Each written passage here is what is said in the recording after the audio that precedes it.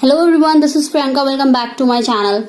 This video consists from the writing skill of grammar and the topic of short composition. It is biographical sketches. Yes, what is biographical sketch? How many marks it contain? Everything I'm going to tell you with example in this video. But before moving forward to our explanation, who are new in this channel, kindly like the channel, subscribe and press the bell icon for more update. Biographical sketch. It is a short composition which contain 4 marks. Means this 4 marks are very important as per as the CBSE rule also. Biographical sketch जो होता है आपका 4 marks का contain करता है. अगर आपका biographical sketch complete है, आपको आता है अच्छे से, तो आपके 4 मार्क्स कहीं भी नहीं जाने वाले. आप इजीली मार्क्स कवर अप कर सकते हो. That will be a boost for your examination. It consist of 4 marks. ये आपका 4 मार्क्स का होता है. राइटिंग स्किल आपके सेक्शन बी के अंदर होता है. Now before that, what is biography and autobiography. इससे पहले हम जानते हैं कि बायोग्राफी क्या होती है, ऑटोबायोग्राफी क्या होती है. बायोग्राफी क्या होती है? A life history of a person written by someone. Biography होती है वो लाइफ हिस्ट्री जो किसी के द्वारा लिखी जाती है. Which someone writes our biography means about our history. And autobiography a life history of a person written by himself. और ऑटोबायोग्राफी होती है जो अपनी आत्मकथा जो हम खुद लिखते हैं. Now, what is biographical sketch or bio sketch? How it is write and what is the correct definition of it term? A biographical sketch is a short description of the life of a person given by somebody else. It is a report or a story that give only the basic detail of a person's life. जो biographical sketch होता है वो एक छोटा सा description होता है किसी की लाइफ के बारे में, किसी इंसान की स्टोरी के बारे में और उससे ही रिलेटेड उसकी पर्सनल लाइफ के बारे में. Generally, it is about a well-known personality in the field of literature, social service, science, politics, art and music, sports, etc. Basically क्या होता है, जो बायोग्राफिकल स्केच होते हैं वो किन चीजों के लिखे जाते हैं, किन इंसानों के लिखे जाते हैं जो बेसिकली इन फील्ड्स में होते हैं. लाइक वो लिटरेचर का हो या सोशल सर्विस प्रोवाइड करता हो या कोई साइंस का हो या पॉलिटिक्स का हो या किसी भी चीज को लेके. It's word limit is 80 to 100 words. जो उसकी वर्ड लिमिट होती है वो 80 से 100 वर्ड्स की होती है. There were few guidelines which we should always focus in our mind or keep it in our mind while we are writing a biographical sketch. First one, be appropriate and relevant. आपको उतना ही लिखना है, उससे related लिखना है, उससे आलतू फालतू कुछ नहीं लिखना है. जो पॉइंट्स आपको दिए हुए हैं. B objective and do not give your personal opinion. आपको उतना ही ऑब्जेक्टिव होना है जितने पॉइंट्स दिए हुए उन्हीं को बेसिक होकर आपको पूरा स्केच लिखना है. अपने कुछ भी पर्सनल ओपिनियन उस पैसेज को लेके नहीं डालने या फिर उस पर्सन को लेके. If you know the more details about that person that you can add on but not your personal opinion.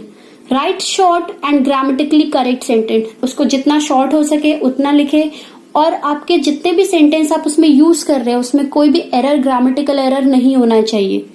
Fourth one, use the right tense. The important thing is that how to use the tenses, present, past, future. आपको कौन सा tense उसमें applicable है. Generally the past tense is used. Basically क्या होता है, जो past tense ही use करा जाता है क्योंकि हमारे पास ऑलरेडी पॉइंट्स होते हैं, हमें बस उसे एक पैराग्राफ में कन्वर्ट करना होता है. It consists 5 parts. Your biographical sketch consists 5 parts. First point, it talk about the early life of that person or his family. Second part होता है उसका एजुकेशन. उस इंसान की एजुकेशन क्या थी, वो किस फील्ड में था, उसने कहाँ से graduate, high schooling, intermediate, whatever the education did he got it in his or she got it in her life. Third आती है उसकी प्रोफेशनल लाइफ. उस इंसान की प्रोफेशनल लाइफ कैसी थी. Fourth, award, honours, achievement. उसे क्या क्या अवार्ड मिले, क्या क्या वो पोस्ट पे था, क्या क्या उसकी अचीवमेंट्स थी. लास्ट कंक्लूजन आता है fifth point, that is a conclusion in death where we just write about the person. If he is no more then we write its death and if he is not dead or alive still then we don't need write to that point also. Now there is a question. Write a biographical sketch of Vishwanath Anand, grand master of world chess championship in your own words. अब आप देखोगे आपके format पे, आपके display पे कुछ points visible होंगे. आपका हमेशा बायोग्राफिकल स्केच ऐसे ही पॉइंट्स में आता है, like born, nationality, hobbies, also known as instructor, marital status, children, achievements. These all detail will be come to your point wise. आपको इसको ही पॉइंट वाइज को एक पैरा में कन्वर्ट करना है. Simple is that. Let's see the answer is Vishwanath Anand was born on December 11, 1969 in Tamil Nadu. जैसा आपने starting में देखा था, जो फर्स्ट पॉइंट था उसका बॉर्न से लेकर लास्ट डेथ तक हमें उसी सीक्वेंस में जाना है, उसका सीक्वेंस ब्रेक नहीं करना है. He is an Indian chess player who won an undisputed title of the World Chess Championship from 2007 to 2013. He learned to play chess from his mother at the age of 6. He became the first Asian at the age of 17 to win the World Chess title at the FIDE World Junior Championship in the year 1987. He has published his collection of games under the title Vishy Anand, My Best Games of Chess.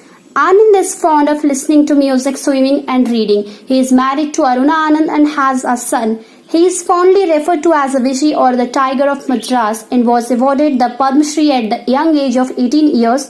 Besides that, he also had begged the Rajiv Gandhi Khel Ratna, that is the very highest award, Padma Vibhushan, Arjun and Chess Oscar. So as you see that आपने देखा हुआ सारा जो paragraph था ये ऐसे ही sequence में था जैसे आपको पॉइंट्स दिए हुए थे. So this is all about कि बायोग्राफिकल स्केच कैसे लिखा जाता है, उसको सीक्वेंस में कैसे लिखा जाता है, उसके पॉइंट्स को कैसे कन्वर्ट करा जाता है पैराग्राफ में. So this is all about today's video, biographical sketch. I hope that you understand this video very well, and this is more important for as per as the CBSE rule or any kind of a board. It will be for the students of 10th and 12th especially, that is they contain 4 marks in their section B writing. So if you understand the video, please like it, share, comment, subscribe, and don't forget to press the bell icon for more update.